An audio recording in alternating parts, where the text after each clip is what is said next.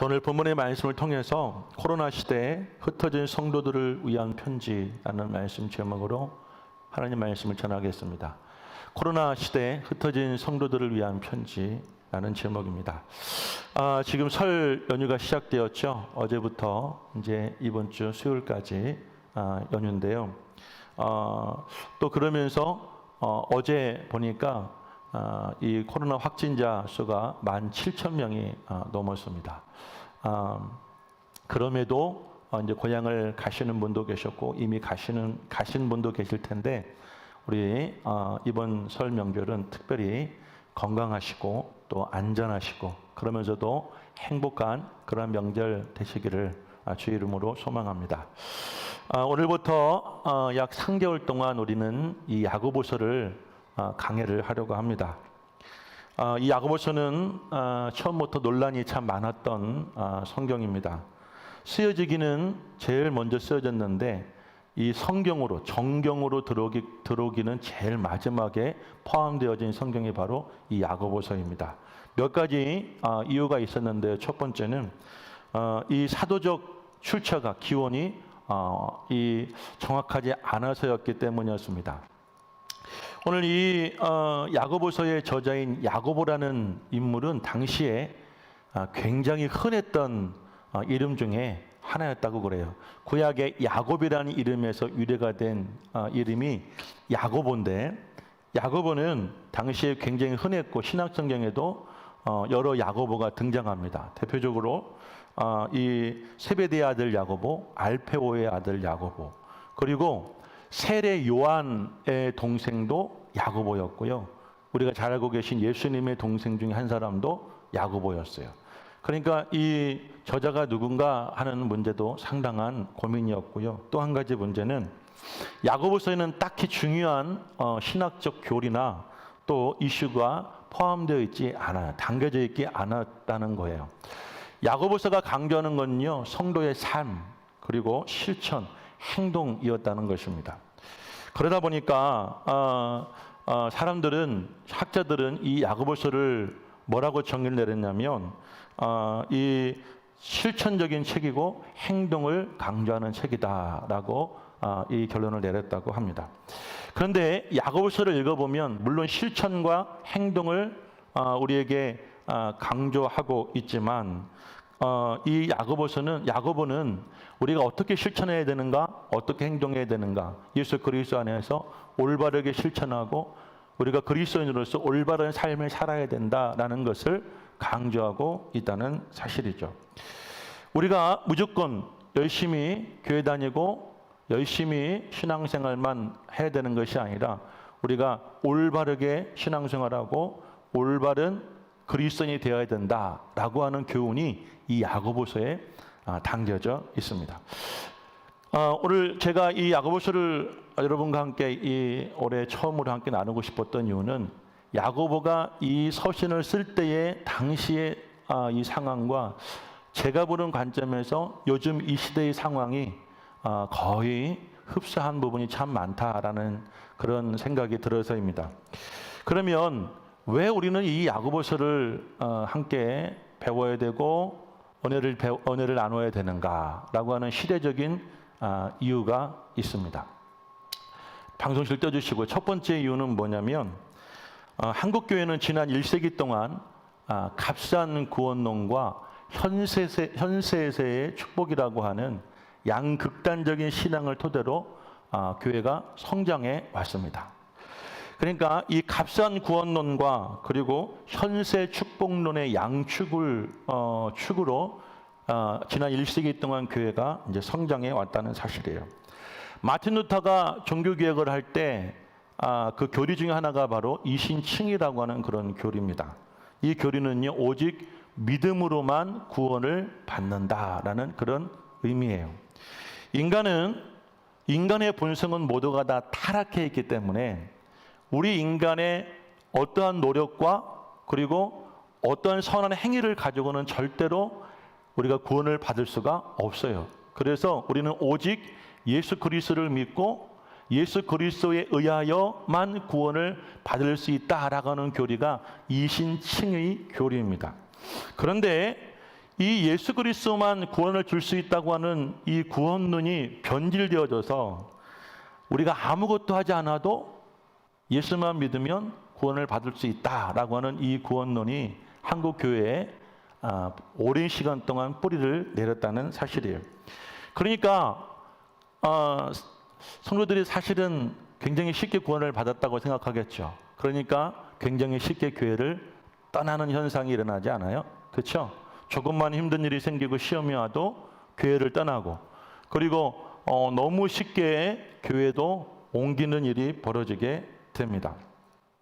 모이는 교회만 모이고 몰리는 교단만 몰리는 그런 현상이 있죠. 그러다 보니까 모교의 개념이 사라졌어요. 그렇죠? 예전에 우리는 모교가 있었죠. 근데 여러분, 모교의 개념이 많이 사라집니다. 교족부를 쓰다 보면 어느 교회에서 언제 어떤 목사님에게 세례를 받았는가, 어떤 목사님에게 집사의 직분을 받고 권사의 직분을 받았는가, 상당히 중요합니다. 그런데 여러분, 우리는 우리 자녀들이 어디서 세례를 받았고 내 자신이 언제 세례를 받았으며 내가 언제 집사 직분을 받았는가, 사실은 별로 그렇게 중요하게 생각하지 않았기 때문에 잘 기억하지 못한 일이 참 많죠. 또 한 가지 문제는 뭐냐면, 신앙생활의 목표가 하나님 나라와는 상관없이 모두가 다 이 땅에서만 잘 먹고 잘 살아가는 데에만 우리는 집중해 왔습니다. 물론 일제강점기와 6.25 동란을 우리는 경험하면서 이 나라는 폐허가 되었고 극도로 가난했던 시대에 이 모든 백성들이 무엇보다도 소망하고 필요했던 것이 무엇이냐면 바로 풍요였어요. 번영이었습니다. 가난과 배고픔의 이 고통에서 벗어나서 풍족한 삶을 그 어느 때보다도 소망할 때 이 기독교가, 이 개신교가 막 부흥하기 시작했어요. 그러다 보니까 우후죽순 여러분들 각 교단과 교계에서는 수련회나 또 이 집회가 생겨나게 되었고, 개교회에서는요 부흥회가 막 정말 부흥했죠. 그리고 전국의 각지에 기도원이 생겨났는데 기도원들이 다 부흥했어요. 그때 당시에는 열심히 기도했죠. 간절하게.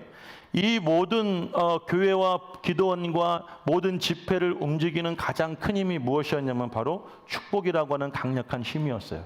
성도들은 모여서 기도할 때마다 하나님께 축복을 구했고 하나님의 은혜를 구했죠.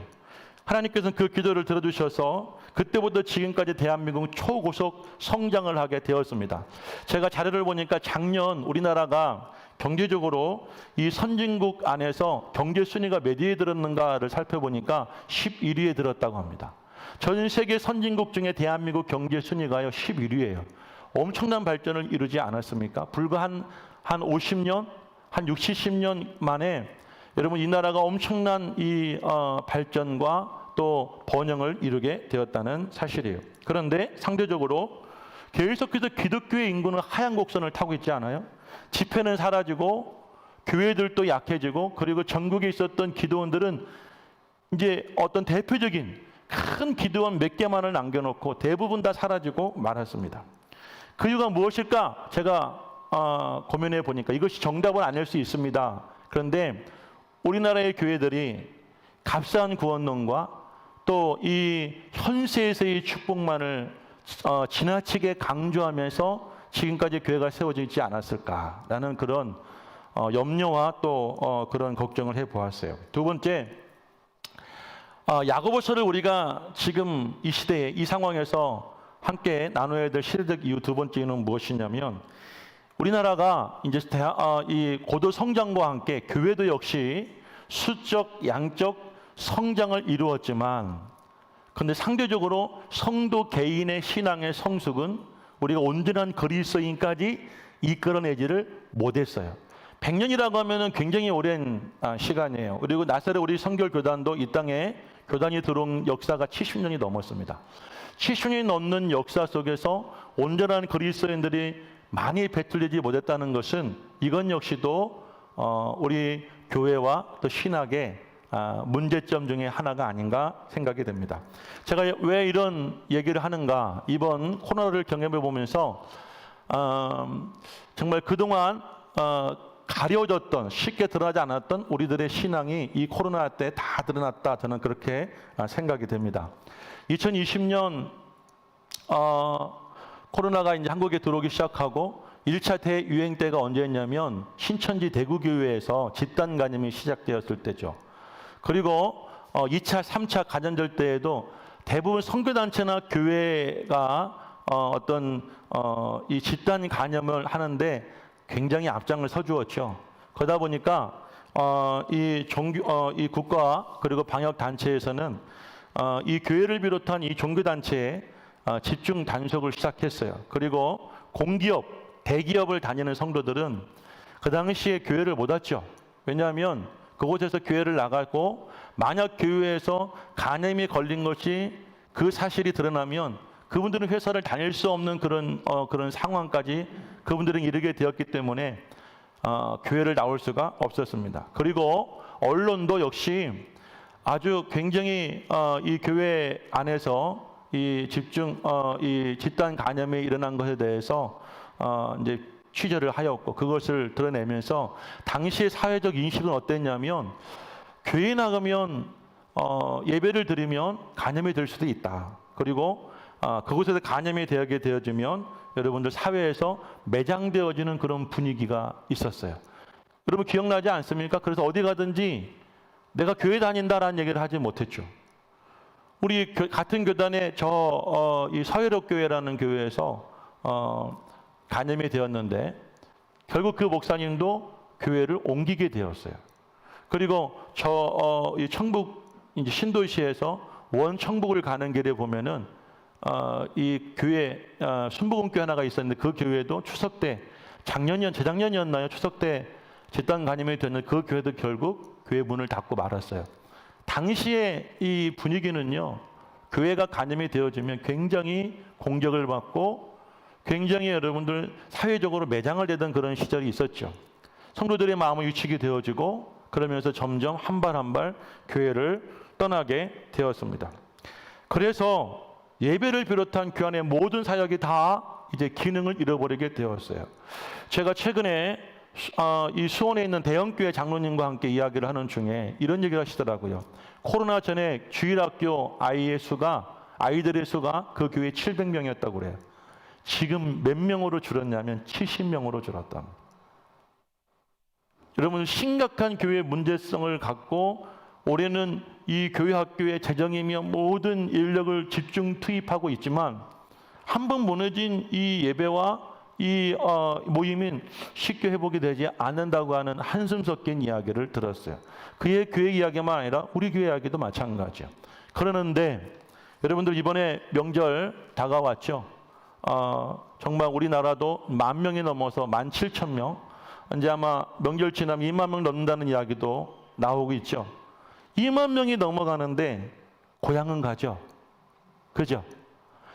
국가에서 그렇게 가지 말라고 그러고 갈 수 있으면 만나지 말라고 그렇게 권면함에도 불구하고 이 나라 백성들에게 있어서의 명절은요, 내가 목숨을 걸고라도 가정에 가고 집에 가고 고향에 가고 부모 형제를 만나야 된다고 하는 그 뿌리 깊은 그 영성들이 살아있기 때문이에요. 제가 얘기 드립니까? 코로나 기간에 만약 우리에게도 우리가 생각하는 그 고향의 개념처럼 교회가 내가 그럼에도 가야 되는 것이고 그럼에도 예배를 드렸어야 되는 것이고 내가 그럼에도 고향의 부모를 기대하고 그리워하듯 하나님을 그리워하는 우리에게도 영성이 있었고 성숙함이 있었다고 한다면 코로나가 아니라 무엇이 왔더라도 한국교회는 쉽게 흔들리지 않았을 거예요. 지금 참 아이러니하게도요, 시골교회 그리고 우리 권사님들이 많은 교회는요 전혀 문제가 없다고 그래요. 그 목사님들 이야기 들어보면 시골교회나 권사님들 장로님이 많은 교회는요 인원 변화가 단 1도 없대요. 그분들은 코로나가 오나 눈이 오나 비가 오나 한 주도 빠짐없이 교회 나오고요, 오히려 정부 몰래 밥도 먹었다고 그래요. 그런데 개척교회, 도시교회, 젊은 분들이 많은 교회일수록 이 코로나로 인한 이 충격의 여파는 상당히 컸지 않습니까? 그 이유는 무엇이에요? 그동안 우리 한국 교회가 수적 양적의 성장은 이루었지만 그러면서도 우리가 그 한 사람 한 사람들이 신앙이 성숙함을 이루지 못했다는 것이 이번 코로나 때 다 드러나게 되었다는 사실입니다. 제가 야고보서를 강의하면서 한 3개월 동안 일관적으로 여러분들에게 흐르게 될 그런 주제가 있어요. 그게 뭐냐면 오직 주의 말씀대로 행하라는 것입니다. 오직 주의 말씀대로 행하라. 제가 지난 3주간 동안 우리의 신앙은 반드시 성장해야 된다 라는 말씀을 드렸죠. 그럼 우리가 어떻게 성장할 수 있을까요? 그 해답은요, 오직 여러분과 제가 주의 말씀대로 살아갈 때 우리의 신앙은 성장할 수 있습니다. 아멘이시죠? 자, 그러면 이 야고보서는 그 질문에 대한 답을 주는 말씀이라고 할 수가 있는 것이죠. 자, 이 책의 저자가 누구이고 왜 중요한가를 말씀드려 봅니다. 서두에 제가 이 야고보서의 저자가 많을 것이다. 대표적으로 한 4명 이상 있을 것이다 라고 말씀드렸죠. 그 중에서 성경을 쓸 만한 지명도나 그리고 영향력을 지닌 인물들, 그리고 사망 연도, 그리고 책이 쓰여졌던 시기를 찾아보았을 때 4명 중에 2명으로 압축이 되었어요. 그게 누구냐면 한 사람은 세례 요한의 동생이며 사도였던 야고보, 또 한 사람은 예수님의 동생 사도 야고보였습니다. 그런데 세례 요한의 동생은요, 이 주 44년에 일찍이 순교를 당하셨어요. 그러다 보니까 그분도 유력한 후보였지만 성경을 연구하는 모든 신학자들이 공통적으로 지목한 이 마지막 결정적인 사람은 바로 예수님의 동생 야고보였다는 겁니다. 그런데 예수님의 동생 이 야고보는 어떤 인물이었을까요? 그는 처음에 예수님을 믿지 않았다고 합니다. 요한복음 7장 우리 1절부터 5절 말씀을 함께 읽어보겠습니다. 요한복음 7장 1절에서 5절 말씀을 한번 깊이 의미를 생각하시면 읽어보겠어요. 한 절 한 절 시작. 그 후에 예수께서 갈릴리에 다니시고 유대에서 다니려 아니하심은 유대인들이 죽이려 함이라. 유대인들의 명절인 초막절이 가까운지라. 그 형제들이 예수께 이르되 당신이 행하는 일을 제자들도 보게 여기를 떠나 유대로 가소서. 스스로 나타나기를 구하면서 묻혀서 일하는 사람이 없느니 이 일을 행하려 하거든 자신을 세상에 나타내소서 하니, 이는 그 형제들까지도 예수를 믿지 아미함일러라. 5절 말씀을 보면 이는 그 형제들까지도 예수를 믿지 않았다. 형제들이라고 그러니까 그 속에 예수님의 동생 야고보도 분명히 포함되어 있음을 우리가 알 수가 있습니다. 자, 그런데 예수님 형제들이 예수를 믿지 않았다는 것은 부분적인 부정일까요? 아니면 전체를 부정하는 것일까요? 예수를 전체를 믿지 않은 것일까요? 부분적으로 믿지 않은 것일까? 자, 우리가 그 답을 찾아보려면 다시 1절부터 돌아가야 합니다. 1절 말씀을 방송국 한번 보여주세요. 자, 그 후에 예수께서 갈릴리로 다니시고 유대로 다니지 않았어요. 예수님의 주 사역지는 어디였는가를 알 수 있죠? 바로 갈릴리라고 하는 지역이었어요. 그런데 이 지역은요, 가난한 마을이었습니다. 그리고 외진 지역이었어요. 낙후된 동네였습니다. 근데 예수님께서 왜 이 갈릴리에서만 사역을 하셨을까? 그 이유가 나와 있죠. 유대에 가지 않았는데 유대에는 예수님을 죽이려고 하는 유대인들이 많이 있었어요. 도처에 여러분 함정이 있었고 도처 예수를 죽이려고 하는 음모들이 있었기 때문에 예수님은 쉽게 그곳에 갈 수가 없었던 것이죠. 그러다가 2절 말씀을 보게 되어지니까 유대인의 가장 큰 명절 중에 하나인 초막절이 이제 다가오게 되었어요. 우리가 알고 계시죠? 유대인들의 명절이 되어지면 유대인들은 어떤 전통이 있어요? 전국 각지에 있던 유대인들이 예루살렘을 다 모여들지 않습니까? 이제 사람들이 몰려드는 일이 이제 일어나게 된 거예요. 3절 말씀을 보게 되어지면 예수님의 형제들이 예수님께 이렇게 이야기합니다. 당신이 행하는 일을 제자들도 볼 수 있도록 여기를 떠나서 유대로 가십시오라고 말입니다. 유대로 간다면 당시의 실질적인 정치 무대였어요.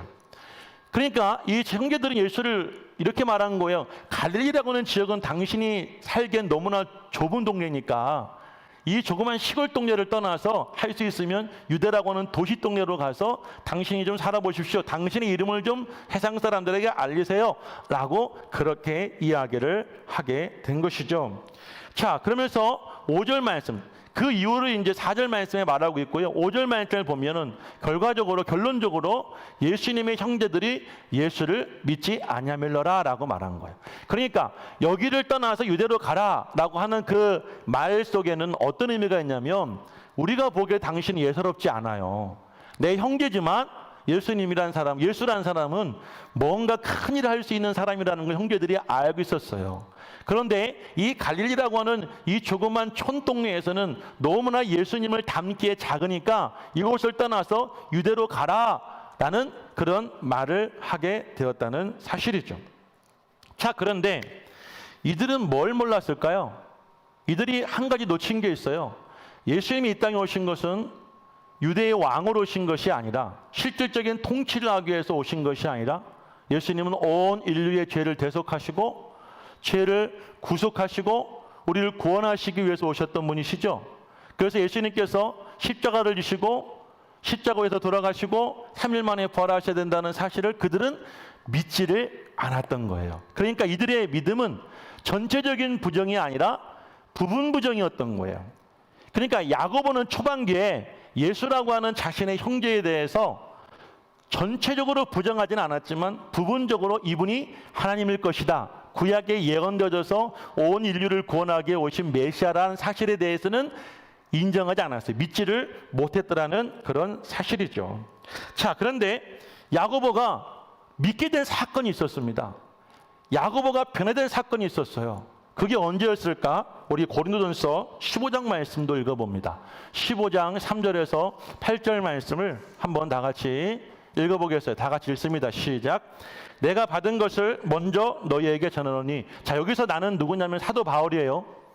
사도 바울이 받은 것을 이제 전하고 있다는 사실이에요. 사도 바울이 뭘 전하고 있는가 읽어볼까? 이는 시작. 이는 성경대로 그리스도께서 우리 죄를 위하여 죽으시고 장사 지낸 바 되었다가 성경대로 사흘 만에 다시 살아나사 게바에게 보이시고 후에 12 제자에게와 그 후에 500의 형제에게 일시에 보이셨나니 그 중에서 지금까지 대다수는 살아있고 어떤 사람은 잠들었으며 7절 그 후에 야고보에게 보이셨으며 그 후에 모든 사도에게와 맨 나중에 만삭되지 못하여 난 자 같은 내게도 보이셨느니라. 아멘. 앞전에 이 요한복음 말씀에서는 야고보가 예수님에 대해서 부분 부정하겠다고 그랬죠. 그런데 예수님이 어떤 일이 이제 벌어졌어요? 성경대로 예수님께서 죽으시고 성경대로 예수님께서 사흘 만에 살아나신 일이 벌어졌어요. 그리고 그 예수님께서 제일 먼저 누구를 만나셨어요? 게바, 베드로를 독대하셨어요. 그런 다음에 또 누구를 만나셨어요? 12 제자에게 보이셨고 그 후에 500의 형제에게도 일시에 보이셨어요. 그리고 나서 또 여러분은 어떤 사람에게 보이셨습니까? 야고보, 예수님의 동생 야고보와 독대하셨어요. 그리고 맨 나중에 되지 못하여 난 자 같은 나, 바로 여러분들 사도 바울과도 예수님이 독대하셨어요. 다시 말하면 예수님이 만나주셨다는 사실이죠. 자, 야고보의 변화의 시점이 언제였을까? 우리는 여기로 봐야 됩니다. 야고보가 예수 그리스도의 부활의 사건을 이제 보고 예수님의 십자가 사건을 보고 모든 것이 끝났다고 여겼다가 예수님이 부활하셔서 자기에게 찾아오셨고 야고보가 예수님과 독대하고 난 다음에 야고보의 신앙과 인생이 바뀌게 되었다는 사실이에요.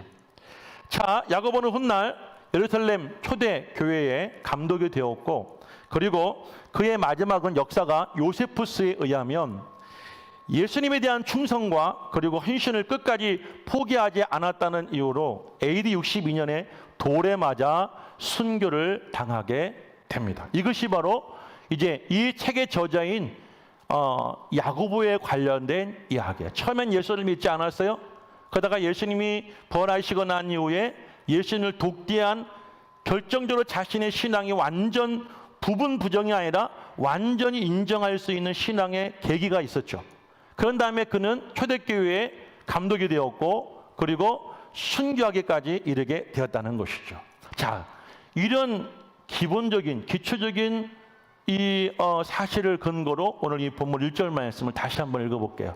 본문 1절 말씀을 한번 읽어봅니다. 다 같이 시작. 하나님과 주 예수 그리스도의 종 야고보는 흩어져 있는 12지파에게 문안하노라. 자, 이 한 절 말씀이 평범한 인사말 같지만 제가 지금까지 여러분에게 말씀드렸던 그 역사를 여러분들이 숙지하고 나면은요, 이 말은 굉장히 깊은 그의 신앙 고백이 담겨져 있다는 것을 알 수가 있습니다. 한번 끊어서 볼까요? 하나님과 주 예수 그리스도의 종 야고보라고 자신을 소개하고 있었습니다. 종이란 말은 헬라 말로 이 둘루스라는 말이고요. 이 둘루스라는 뜻은 종이란 뜻도 있지만요, 종이란 말보다 더 충격적인 말은 뭐냐면 노예라는 말이에요. 당시의 노예제도의 배경에 의하면 노예는 전적으로 그 주인에게 매여 있는 비천한 신분의 사람으로서 절대 자유가 없는 사람이었어요. 오직 주인에 대한 복종과 그리고 충성만이 그 평생 그의 삶 속에 요구되었던 삶이 바로 노예의 삶이었던 거예요. 이렇게 둘루스란 단어를 분명히 사회적으로 가장 비천한 신분의 노예와 관련이 있다는 것을 누구보다 잘 알고 있었던 이 야고보 사도가 자신을 소개할 때 하나님과 그리스도 예수의 종이라고 자기를 소개하게 되었다는 사실은요, 뭘 의미하냐면 자신이 하나님과 예수 그리스도에게 철저하게 매여 있고 복종하고 있고 순종하는 그런 사람이라는 사실을 강조하기 위함인 줄로 믿습니다. 제가 서두에 여러분들에게 우리 한국교회 신학적, 신앙적 문제점 말씀드렸죠. 값싼 복음, 그리고 현세에서의 축복론, 그리고 또 뭐예요? 수적 성장을 하였지만 우리는 온전한 그리스도인, 우리가 성화가 되지 못한 이런 역사가 있었죠. 자, 그런데 이 야고보 사도가 자기를 소개할 때 예수님의 동생 야고보라고 하지 않았죠. 그죠? 분명히 야고보는 예수님의 동생이 맞는데 자기를 소개하고 야고보서 5장까지 말씀 보면 어느 곳에도 자기가 예수님의 동생이란 말을 하지 않아요. 드러내지 않았어요. 이러한 겸손이 어디에서 나왔을까요? 일부러 그랬을까요? 사람들에게 할 수 있으면 내가 안 보이려고 노력해서 그렇게 했을까요? 저는 그렇게 생각하지 않아요. 그가 처음에는 예수님을 부정으로 부분부정하던 그의 신앙이 십자가에 돌아가신 예수를 목격하고 아, 우리 형이 죽었구나 라고 그렇게 생각하던 어느 날 부활하신 예수 그리스도가 성경대로 부활하시고 나서 자신을 찾아온 여러분들 신앙의 경험을 하고 난 이후에 야고보의 신앙관이 완전히 바뀌게 되었다는 거예요. 그래서 아, 하나님이 예수 그리스도를 통해서 보게 된 거죠. 구약의 그 하나님이 자기 형 예수 그리스도를 통해서 그 구원의 역사를 이루어진 사실을 보고 났을 때 더 이상 나는 예수의 형제가 아니라 나는 예수의 노예입니다. 나는 예수 그리스도의 종입니다. 라고 하는 그런 자기 고백, 자기 신앙 고백을 지금 하고 있었더라는 사실이에요. 자, 여러분들 좀 전에 말씀드렸지만 야고보는 그 야고보서에서 단 한 번도 자기를 드러내지 않았어요. 어쩌면 드러내고 싶지 않았던 것도 있어요. 그 이유는 바로 내가 예수님이 형제라는 사실보다 내가 예수님의 종이라고 하는, 내가 예수 그리스도의 노예라고 하는 그 사실이 그에게는 더 영광스럽고 더 축복이라는 사실을 그는 예수를 만나는 그 신앙적 체험을 통하여서 경험했기 때문이다라고 저는 그렇게 생각이 됩니다. 자, 우리가 왜 성숙한 그리스도인이 되어야 되는가, 온전한 그리스도인이 되어야 되는가, 저는 여기에 이유가 있다고 생각이 돼요. 하나님 아들 예수 그리스도라는 지식, 이거는 성장이라고 말씀드렸지. 마지막에 제가 그림을 보여드릴 거예요. 그 예수 그리스도를 믿는 그 믿음이라는 것은 전적으로 내가 내 삶이 예수 그리스도 안에 있고 예수 그리스도에게 순종하고 살 수도 죽을 수도 있는 모든 삶의 중심이 예수 그리스도에게 있다라고 하는 그런 신앙 고백을 하고 살아가야지만이 우리는 성장과 성숙이라는 그 두 축이 균형을 이루고 건강한 그리스도인, 온전한 신앙인이 될 수가 있었던 거죠. 있는 거죠. 자, 지금 야고보는 어떤 신앙의 상태에 바로 그 상태에 있는 거예요. 내가 예수님을 형제로 알고 예수 그리스도에게 들었던 그 복음과 그 모든 것을 알고 있는 지식이 있다가 예수님이 부활하시고 난 다음에 자신을 직접 만나주는 그 사건을 통하여서 어떤 일이 벌어지게 된 거예요? 예수님을 하나님과 그리고 구세주로, 메시아로, 우리의 구원자로 이 야고보가 믿게 되었던 거죠. 그러니까 자신을 뭐라고 고백한 거예요? 종이라고 고백할 수가 있게 된 줄로 믿습니다. 저는 이 고백이 앞으로 우리 여러분과 저의 믿음의 고백이 될 수 있기를 주의 이름으로 축복해요. 할렐루야. 그러기도 우리 어떻게 돼요? 예수를 바로 알아야 돼요. 아멘이시죠? 예수 그리스도의 여러분들 올바른 말씀 안에서 우리의 신앙이 토대를 내리고 뿌리를 내리고 그곳에서 하나하나 한 땀 한 땀 벽돌을 쌓아가듯 한 주 한 주 우리의 모든 삶이 그런 여러분들 신앙의 과정이 분명히 있어야 된다는 거예요. 그 제가 여러분과 함께 이 3개월 동안 야고보서를 강의하면서 한 절 한 절 주는 그 말씀을 통해서 여러분들 실제적으로 이제 알고 있는 지식 안에 어떻게 우리가 예수를 믿고 살아갈 것인지 실제적인 삶을 하나하나 쌓아가는 과정을 여러분과 제가 경험하게 될 것입니다. 그 여러분과 저도 이 말씀이 끝났을 때 역시도 둘루스, 나는 하나님과 예수 그리스도의 둘루스라고 할 수 있는 그런 믿음의 고백을 다 들을 수 있기를 주의 이름으로 축복합니다. 할렐루야. 자, 그러면서 또 1절 말씀을 보게 돼 이어지면 이렇게 말하고 있죠. 하나님과 예수 그리스도의 종 야고보는 흩어져 있는 12지파에게 문안하노라 라고 말합니다. 흩어져 있는 12지파, 그들은 왜 흩어졌을까요? 우리 사도행전 11장 19절 말씀을 읽어봅니다. 11장 19절 말씀에 단서가 있어요. 한번 읽어보겠습니다. 시작. 그때에 스데반의 일로 일어난 환란으로 말미암아 흩어진 자들이 베니게와 구브로와 안디옥까지 이르러 유대인에게만 말씀을 전하는데, 이 야고보서의 수신자들은 대개 AD 30년경에 이 스데반 집사의 순교 사건 이후로 본격적으로 시작되어진 유대교인들이 기독교인들에 대한 핍박대에 다 흩어진 사람들이에요. 스데반의 이 순교 사건 이후에 무시무시한 살육이 예루살렘을 중심으로 이제 벌어지게 됩니다. 사도 바울과 같은 열심당원들이요, 이제 곳곳에 숨어있는 그리스도교인들을 찾아서 고발하고 그들을 감옥에 가두고 또 무자비하게 도륙을 합니다. 그래서 십자가에 매달아 불살라 죽이기도 하거나, 아니면 원형 경기장 안에 이제 이 맹수들을 풀어놓고 이 그리스도인들을 그곳에 이제 내보내서 맹수들의 먹이가 되기도 합니다. 이런 무시무시한 핍박을 받던 중에 대다수의 그리스도인들이 핍박을 견디지 못하고 전국으로 전 세계로 흩어지게 되죠. 이처럼 흩어져 있는 성도들은 그 역시도 매우 가난했어요. 고난의 연속이었다는 거죠. 이 스데반의 순교 이후에 모든 환란이라는 것은 죽음도 있고 배고픔도 있고 가난도 있고 모든 고난을 포함하고 있는 그런 말이에요. 그런데 처음에 이들은 어떻게 했어요? 베니게, 구브로, 안디옥까지 이르러 복음을 전했죠. 유대인들에게 처음 말씀을 전하다가 시간이 가면서 헬라인들에게도, 이방인들에게도 복음을 전하는 그런 역사가 벌어지게 돼요. 처음에는 열심히 복음을 전하다가 이제 문제가 생겼어요. 시간이 지나면서, 자, 여러분 어떤 문제가 생겼냐면 외적으로는 계속해서 유대인들이 핍박을 하고 내적으로 더 큰 문제가 생겼어요. 이전에는 초대교회가 어떤 모습이었어요? 사도행전 말씀을 보면 서로 물건을 통용하고, 그죠?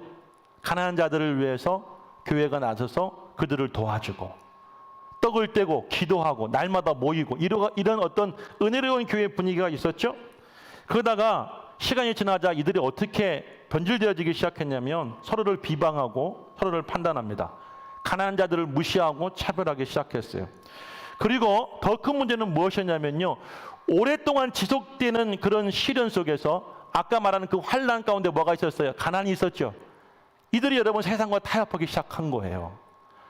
그래서 그들 안에 세속적인 그런 문화가 들어오고 세속화를 그들이 받아들이기를 시작한 거예요. 그러니까 그 결과 어떻게 됩니까? 신앙이 모호해지기 시작한 겁니다. 교회 나가야 되나 말아야 되나, 코로나 때 교회로 와야 되나 말아야 되나, 집에서 들어야 되나 교회에서 들어야 되나, 모호해지기 시작한 거예요. 자, 그런데 잘 들어보세요. 역사 이야기하면 조금 따분할 수는 있지만 이걸 잘 깨어보면요, 기가 막힌 여러분 은혜가 이 속에 있어요. 이 야고보서가 쓰여졌던 시절에는 어떤 복음이 막 그들에게 전해지기 시작했냐면 사도 바울이 증거한 이신칭의 이신칭의 복음이 증거되기 시작했던 거예요. 사도 바울의 로마서를 말씀을 보게 되어지면요, 여러분들 이신칭의 교리가 담겨져 있습니다. 예수를 믿으면 구원을 받는다라는 그런 교리가 전해지기 막 시작할 때였어요. 그런데 흩어져 있는 그 기독교인들이, 그리스도인들이 사도 바울의 이신칭의 교리를 받아들이면서 오늘날 제가 아까 말씀드렸던 값싼 구원론이 있었잖아요. 구원에 대해서 그들 역시도 값싼 구원으로 받아들이기 시작했다는 거예요. 그러니까 내가 아무것도 하지 않아도 예수 믿으면 돼. 내가 이렇게 살아도 예수 믿기만 하면, 내 마음으로 예수 믿으면 돼 라고 하는 잘못된 구원관이 그들에게 전해지기 시작할 때였어요. 그게 약 한 40년대 후반 때였습니다. 자, 보십시오. 아까 이 스데반의 일이 언제 일어났다고 그랬어요? AD 30년 초반이었어요. 사도 바울의 이신칭의 이 교리, 복음이 막 여러분들 부흥하고 전해든 시절은 40년대 후반이었어요. 그러니까 10여 년이 지나고 근 20년이 지나면서 흩어졌던 그리스도인들이 세속화가 되어지고 성도와 성도들이 서로 반목하고 갈등하고 그리고 서로 분쟁하던 때에 이신칭의 복음이 들어오면서 그들에게 어떤 분위기가 있었냐면, 아, 나 이렇게 살아도 구원 받았어, 나 이렇게 믿어도 괜찮아 라고 하는 그들에게 안도의 신앙이 이제 뿌리를 내리기 시작한 거예요. 자, 그런데 바로 이때 오늘 이 야고보서가 탄생하게 된 거예요. 야고보의 눈에는 뭐가 보였을까요? 야고보의 눈에는 구원받았다고 하면서도 구원의 열매가 없는 사람들의 모습이 보였던 거예요.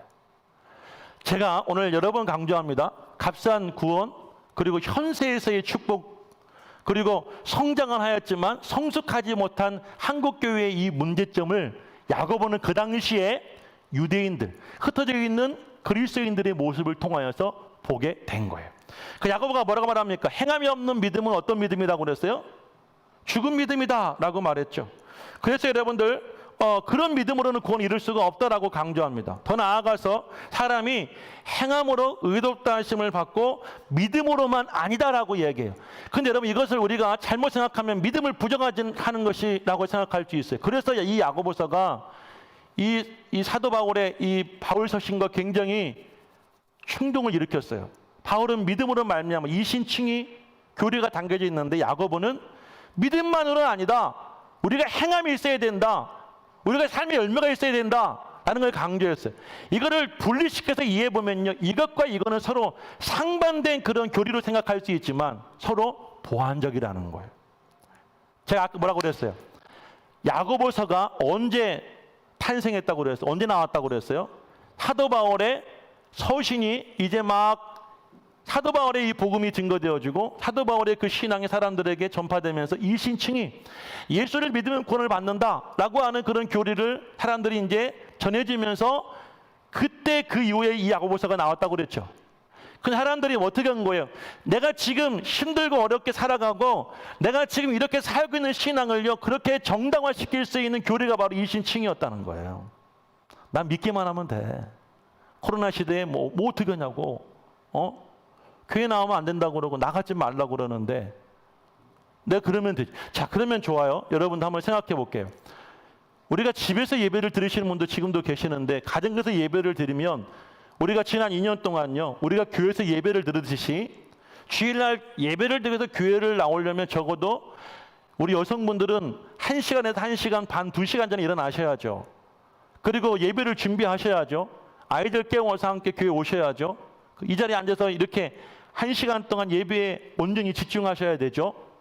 그죠? 끝나고 나면 뭐 합니까? 성도와 교제가 있죠. 그렇죠? 식사하지 못하지만 우리가 잠깐 동안 인사 나누고 교제하죠. 이 모든 게 다 예배에 포함되어 있는데, 과연 집에서 그 예배가 지난 2년 동안 온전히 들어졌는가라는 것에 대해서 여러분 질문 던져야 됩니다.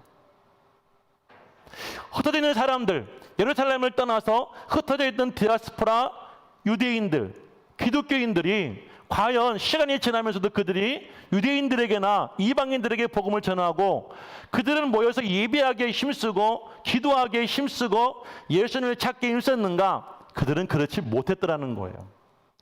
그들의 마음속에 예수가 떠나니까, 신앙이 변질되어지니까 반목하고 비판하고 비난하고, 그리고 여러분 어떻게 했다고 그랬어요? 분쟁하고 세속화가 들어와서 변질되었다는, 모호해지기 시작한 거예요. 저는 지금의 이 한국교회 성도들의 신앙이 모호해졌다고 생각이 됩니다. 그렇지 않아요? 예전에는 확실했죠. 분명했죠.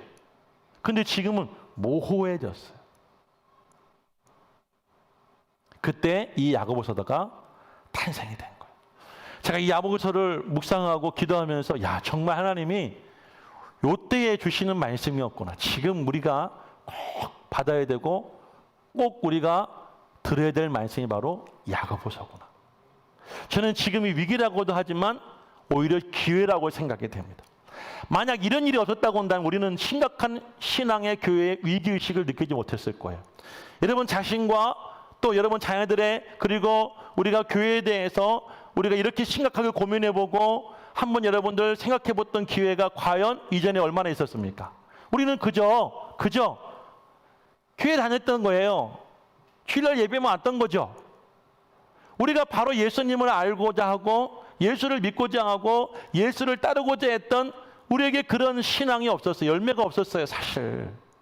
수적 양적 성장은 우리도 이루었지만 우리 안에 진정하게 예수를 믿고 성화되어지고 온전한 그리스도인들이 많이 나오지 못했던 현실적인 문제가 바로 거기에 있었던 거죠. 그래서 이신칭이 우리가 예수를 믿어야, 당연히 예수를 믿으면 구원을 받지만 오늘 야고보 사도의 이 교리, 야고보 사도의 외침을 우리는 들어보면서 행함이 없는 믿음은 죽은 믿음이에요.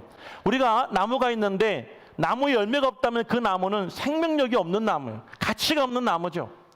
나무를 사서 우리가 나무를 키울 때에는 그 나무에게 열매를 얻기 위해서 우리는 나무를 키웁니다. 봄에 씨를 뿌릴 때에는 논에서 여러분들 곡식을 거두고 밭에서 채소를 거두고 수확하고자 하는 그런 농부의 꿈이 있고 목표가 있기 때문에 그 애써서 씨를 뿌리고 그 무더운 여름날 물을 주면서 약을 주면서 그것을 가꾸죠. 하나님도 마찬가지라는 거예요.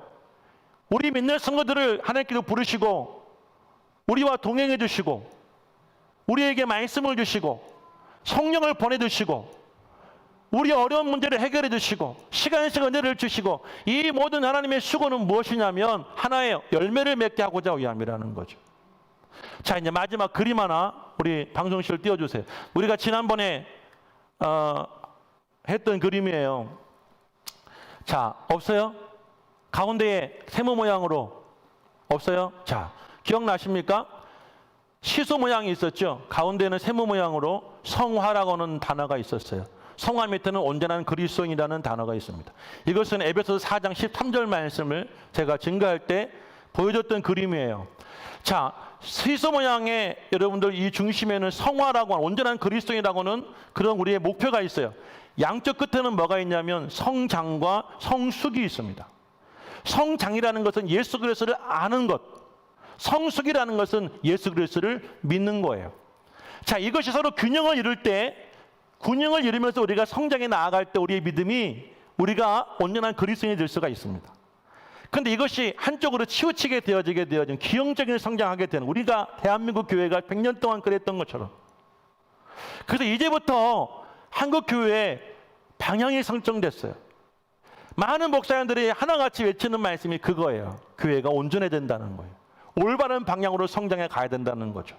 오직 예수 그리스도 안에서 올바른 말씀 안에서 우리가 신앙생활하고 살아가야 된다라고 하는 그런 목소리가 여기저기에서 터져나오고 있습니다. 저는 이것은 굉장히 긍정적인 효과라고 생각이 됩니다. 믿으시면 아멘 하시기를 바랍니다.